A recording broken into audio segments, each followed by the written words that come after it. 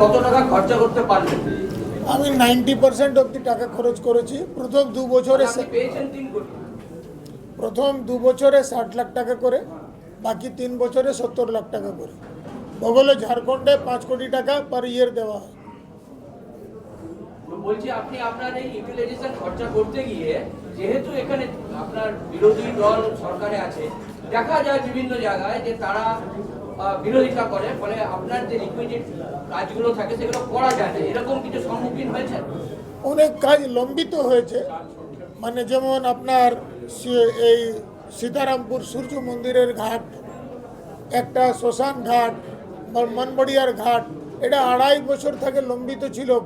টাকা স্যাংশন হয়ে ওরা টেন্ডার করার পরে একটা ঠিকাদার পাচ্ছিল না।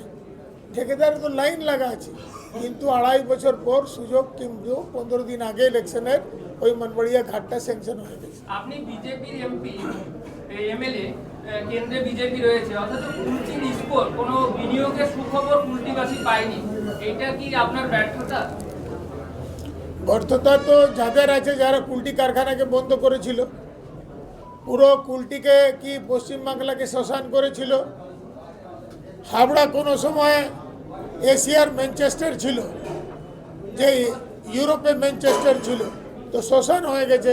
পিঙ্কলিটন গ্লাস ফ্যাক্টরি থেকে আরম্ভ করে Raleigh cycle factory, paper mill, সব তো বন্ধ।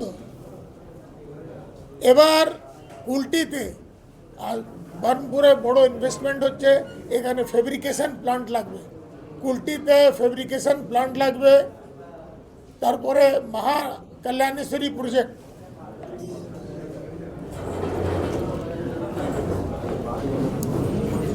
it is under process.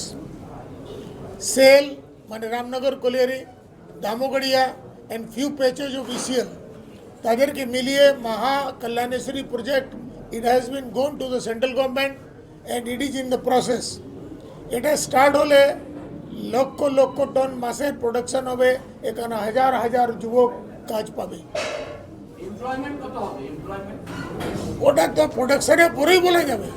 আপনি ফ্যাক্টরি স্টার্ট করবেন সেদিন বলে দেবেন কি এমপ্লয়মেন্টটা অতটা হবে। আমি যে বলছি গোল্ড মাইন যেগুলো অলরেডি জমি নিচ্ছে, সেখানে যদি আপনার মাইনিং শুরু হয়, এক্সট্রাকশন শুরু হয়, তাহলে সেখানে এমপ্লয়মেন্ট কত হবে? আমি বলে দিচ্ছি, আপনার সরকারের যেটা পলিসি সেটা হচ্ছে যে সবকিছুই প্যাচে দিয়ে দেওয়া হচ্ছে, মানে বেসরকারিকে দিয়ে দেওয়া হচ্ছে। এক্ষেত্রেও তাই অলরেডি সরকার বলে দিয়েছে। তো সেক্ষেত্রে আপনি কি মনে করেন যে যে এমপ্লয়মেন্ট জেনারেট হবে সেইটা মানে ফুলফিল করবে আপনার এলাকার ডিমান্ডকে? ডেফিনেটলি কন্ট্রাকচুয়াল হবে, লেবার তো এমপ্লয়মেন্ট হবেই। আপনি চেয়েছেন কি সরকারি চাকরি সব পেয়ে যাবে, এমন তো সুবিধা পশ্চিমবাংলায় তো 26,000 চাকরি গেল টিচারদের কি অবস্থা? যারা যোগ্য ছিল তারা পায়নি।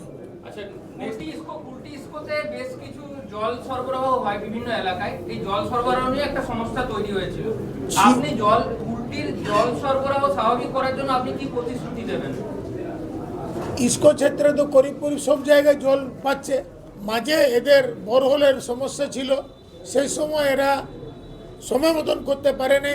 এদের 1 কোটি টাকা স্যাংশন করা হয়েছে, তারপরে বোরহোল করেছে, বোরহোল করার পরে জল দিচ্ছে সবাইকে।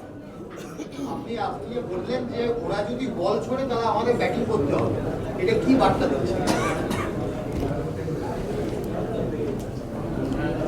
जाकी रही भावना जैसी प्रभु मूरत देखी दिन तैसी, যে যে ভয় বুঝে সে ভয় বুঝলেন, তাতে আমার বলার কিছু নেই। মানে প্রতিরোধ করতে আপনারা প্রতিরোধ তো সবই করে। আপনার বাড়িতে লোক ঢুকবে, আপনি প্রতিরোধ করবেন না? আমি তো প্রতিশোধের কথা বলি নেই, প্রতিরোধ তো নিশ্চয়ই করতে হবে। এবারের নির্বাচনের লড়াইয়ে বিজেপি সবাইকে পাশে পাচ্ছেন? ডেফিনেটলি, এটা একটা পরিবার, সমস্ত পরিবার যে আমাদের সঙ্গ পরিবার আছে, একবদ্ধ আছে, কেউ বাইরে নেই। সঙ্গের যত শক্তি আছে একসঙ্গে মিলে লড়ছে। অন্যজন নেক্সট দাদা, কৌশিকদা, ছোটনদা। তো আপনি কি মনে করছেন কুলটিতে শান্তিপূর্ণ ইলেকশন হবে? নির্বাচন কমিশন সেটা করবে কি মনে করছেন? ইলেকশন কমিশন পূর্ণভাবে শান্তিপূর্ণ ইলেকশন করবে। যারা অশান্তি করবে, সেন্ট্রাল ফোর্স আছে, পাড়ায় পাড়ায় লোক থাকবে, লোক পশ্চিমবাংলার লোক সচেতন হয়েছে আর তারা ভীতুভাবে বাড়ি ঢুকবে না, তারাও প্রোটেস্ট করবে যে আমাকে ভোট দিতে দাও, আমার ভোটের অধিকার আছে। আপনি এতদিন আগে যে ডেভেলপমেন্ট ওয়ার্কগুলো করেছেন কুলটি বিধানসভা এলাকাতে, সেখানে কি বিদায়ী যে শাসক দল তৃণমূল কংগ্রেস তাদের পক্ষ থেকে বা তাদের কোনো প্রতিনিধির পক্ষ থেকে কোনো কোঅপারেশন পেয়েছেন অথবা নন কোঅপারেশন? আমি তো বললাম সামনে একটা শিব মন্দির আছে, সিদ্ধেশ্বরী মন্দির, তার জন্য I have Times and again I have told deputy mayor and বা আদার অফিসার্স একটা ড্রেনেজ সিস্টেম পেছনে করা আছে, ওটা চালু করে দেন, কিন্তু আজ অবধি তারা করে না। তো just imagine, you see the things, একটা পাইপলাইন ওখানে জলের জন্য দরকার, ওখানে কিচেন থেকে আরম্ভ করে সব থাকার পন্ডিত সব জায়গা বানানো হয়েছে, বাট একটা জলের কানেকশন দেওয়ার টাকা ওরা সব জমা আছে। What ever the money was required that has been given to the corporation, but still they are not in position to give the connection.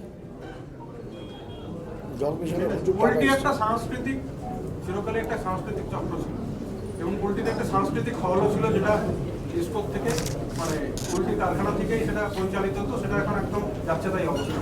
পোল্ট্রিতে কোনো সাংস্কৃতিক হল নেই এখনো পর্যন্ত, ফলে আগামী দিনে আপনার কি সেরকম কোনো স্বপ্ন আছে যে এটা সামনে 5 বছরে আবার সাংস্কৃতিক হল হবে, যে ছিল তাকে নতুন করে বানানো হবে, তা রিপেয়ার করার মতন অবস্থা নেই, সেলের অবস্থা ইস্কোর অবস্থা নেই, তো স্টিল অথরিটি অফ ইন্ডিয়া তার মাধ্যমে করা হবে।